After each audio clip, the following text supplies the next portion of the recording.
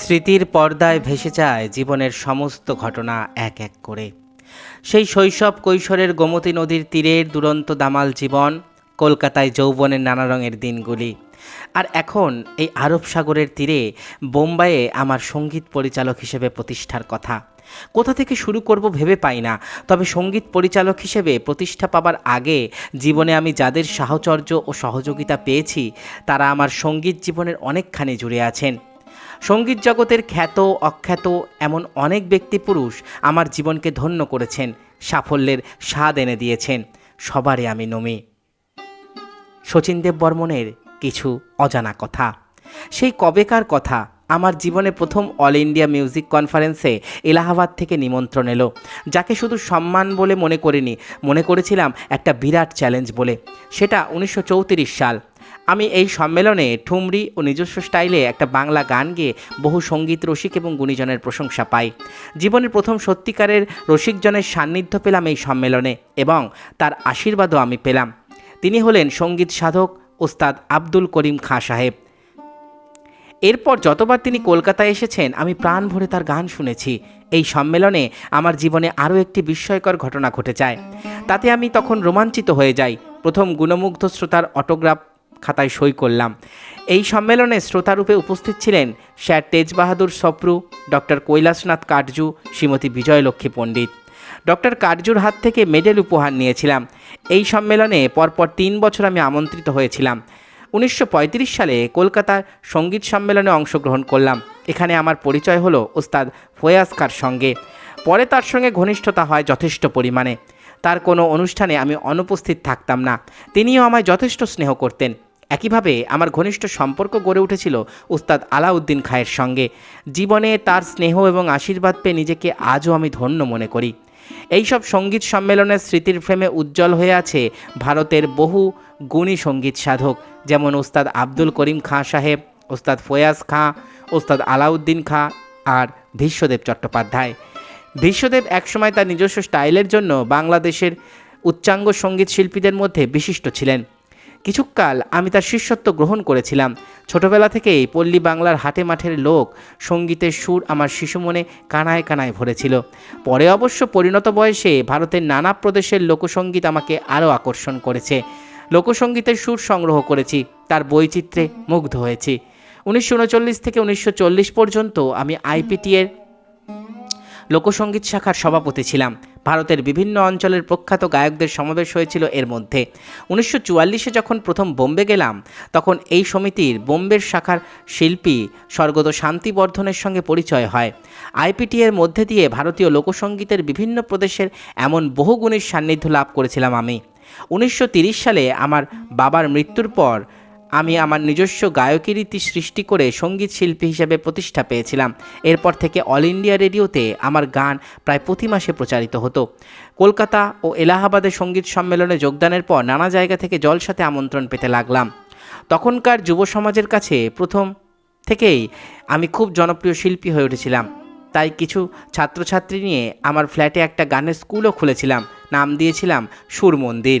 আমার গায়কিতে তাদের শেখাতাম। বিশেষ করে কোনো দুস্থ কিন্তু প্রতিশ্রুতি সম্পন্ন ছাত্রছাত্রী পেলে বিনা পারিশ্রমিকে শেখাতাম। বহু গুণীজনের পায়ের ধুলোতে ধন্য হয়েছিল আমার ওই সুর মন্দির। 1939 সালে সুরের লিখন নামে আমি এক সঙ্গীতের বই প্রকাশ করি আমার 25টি গান নিয়ে। বইটি উৎসর্গ করেছিলাম স্বর্গত পিতা মহারাজ কুমার শ্রী নবদ্বীপ চন্দ্র দেব বর্মনের নামে। বাংলা চলচ্চিত্রে সঙ্গীত পরিচালনার বহুদিনের বাসনা থাকা সত্ত্বেও কোনো সুযোগ পেলাম না। নিউ থিয়েটার স্টুডিওতে বহুদিন ঘোরাফেরা করেও কিচ্ছু হলো না। অবশ্য তখনকার দিনে নিউ থিয়েটার্সের অনেকেই আমাকে চিনতেন, কিন্তু তাতে কোনো লাভ ছিল না। এরা তো সব আমার বন্ধুস্থানীয় ছিলেন। দেবকী বোস, হেমচন্দ্র চন্দ্র, কেএল সাইগল, পাহাড়ি সান্যাল, প্রমথেশ বড়ুয়ার সঙ্গেও বহুদিন আমি টেনিস খেলেছি। নিউ থিয়েটার্সের শ্রী বিএন সরকারও আমার সুর সংযোজনা সম্পর্কে জানতেন, কিন্তু কেউই কিছু করলেন না। তাই কিছুটা অভিমান এবং দুঃখ মনে নিয়ে বোম্বে চলে এলাম। অথচ বাংলা দুটো ছবিতে আমি কাজ করেছিলাম, রাজকীর এবং রাজকুমারের নির্বাসন। 1938-এর 10ই ফেব্রুয়ারি রায়বাহাদুর কমলনাথ দাশগুপ্তের দৌহিত্রী আমার ছাত্রী শ্রীমতী মীরার সঙ্গে আমার বিয়ে হয়। মীরাও আমার সঙ্গীত সাধনার একটা বিরাট অংশ জুড়ে আছে। ও 1937-এ এলাহাবাদ সঙ্গীত সম্মেলনে অংশগ্রহণ করেছিল আমার মতোই। বিশ্বদেবের কাছে দীর্ঘদিন গান শিখেছিল। আমি বোম্বেতে যাবার পর মীরা কিরানা ঘরানার ওস্তাদ ফয়াজ মোহাম্মদ খানের কাছে উচ্চাঙ্গ সঙ্গীতের তালিম নেয়। মীরা রেডিওতে গান গাওয়া ছাড়াও আমার তত্ত্বাবধানে HMV-তে কয়েকটি হিন্দি গান রেকর্ড করে জনপ্রিয় হয়েছে। মীরার লেখা এবং সুরে কয়েকটি গান আমায় জনপ্রিয় করেছে। মীরা শুধু সহধর্মিণী নয়, আমার সঙ্গীত জীবনের সহধর্মিণী। তার সাহায্য, সহযোগিতা, প্রেরণা, আত্মত্যাগ আমার শিল্পী জীবনের পাথেয়। রাহুল আমার একমাত্র সন্তান। ছোটবেলা থেকেই ওর গান বাজনার ওপর ঝোঁক দেখে আমি ওকে ওস্তাদ আলী আকবর খায়ের কাছে সরোদ শেখার ব্যবস্থা করে দিই। কিন্তু পরে ওর চলচ্চিত্রের সঙ্গীতের সুর সংযোজনের ওপর আগ্রহ দেখে বোম্বেতে এনে ওকে আমার সহকারী করে রাখি কিছুদিন। এখন অবশ্য নিজেই সঙ্গীত পরিচালক হিসেবে খ্যাতির শীর্ষে পৌঁছেছে। ইয়ং জেনারেশনের কাছে তার জনপ্রিয়তা এক শীর্ষবিন্দুতে পৌঁছে গেছে। 1942 সালে সর্দার চতুরলাল শাহর কাছ থেকে বোম্বে চলচ্চিত্রে সঙ্গীত পরিচালনা করার আমন্ত্রণ পাই প্রথম। মনে মনে দোনমনো করেছি, কারণ মনের কোণে তখনও একটা ক্ষীণ আশা যে বাংলা চলচ্চিত্রে হয়তো কোনো চান্স পেলেও পেতে পারি। কিন্তু বন্ধুবর সুশীল মজুমদার ফিল্মিস্তানে কাজ করতেন। তিনি আমাকে বারবার চিঠি দিয়ে জানালেন এই সুযোগ অবহেলা না করতে। কলকাতার চলচ্চিত্র জগৎ সম্পর্কে মনে কিছু ক্ষোভ নিয়ে অভিমান করে 1944-এ ফিল্মিস্তানে সঙ্গীত পরিচালক হিসেবে যোগ দিলাম। বম্বেতে আমি প্রথম যে ছবির সঙ্গীত পরিচালনা করেছিলাম তার নাম শিকার। এই ছবির নায়ক ছিলেন শ্রী অশোক কুমার এবং আমার সুরে তিনি গানও করেছিলেন। পরে অবশ্য দাদামণি হিসেবে তার সঙ্গে আমার যথেষ্ট ঘনিষ্ঠতা গড়ে উঠেছিল। এরপর ফিল্মিস্তানের আরও 5টি ছবিতে আমি কাজ করি। সেগুলি হলো 8 ডেজ, দো ভাই, শবনম, পেইন গেস্ট এবং মুনিমজি। শবনমের সব গানই খুব হিট করে গেল, কিন্তু প্রথম ছবি শিকারির সুর স্টুডিওতে অনেকেই প্রশংসা করলেও আমার কিন্তু মোটেই ভালো লাগেনি। স্টুডিওর বাইরে জনসাধারণও এই ছবির গানগুলো তেমনভাবে গ্রহণ করলো না।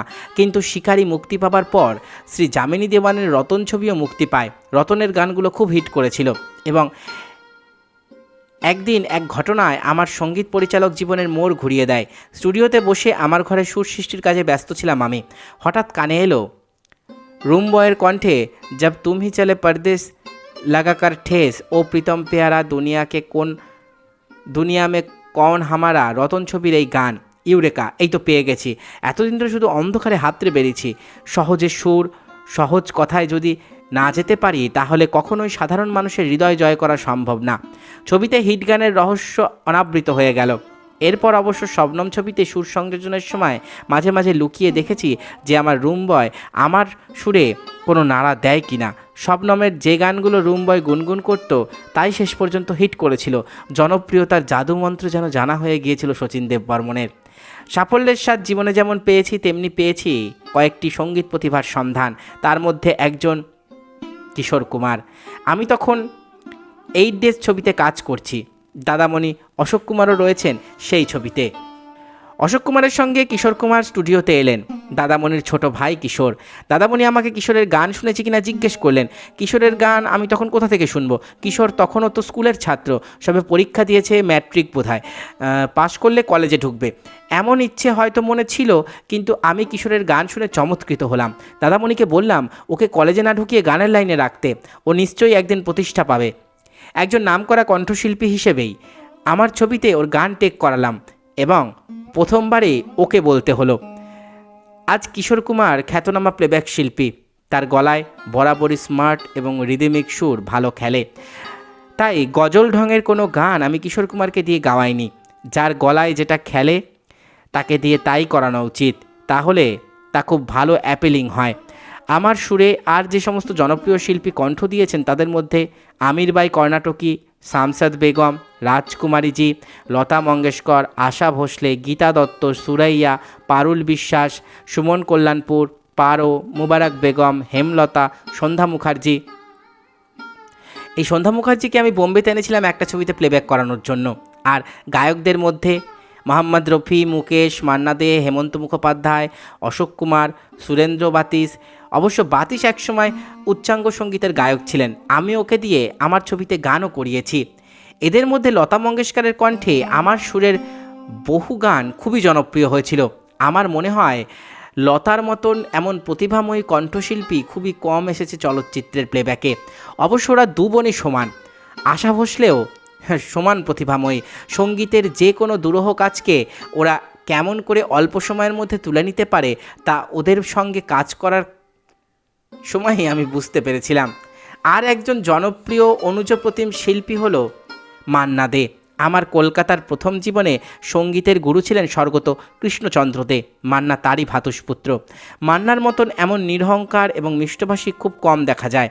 ও আমার সহকারী হয়ে কাজ করেছে সমর ছবিতে।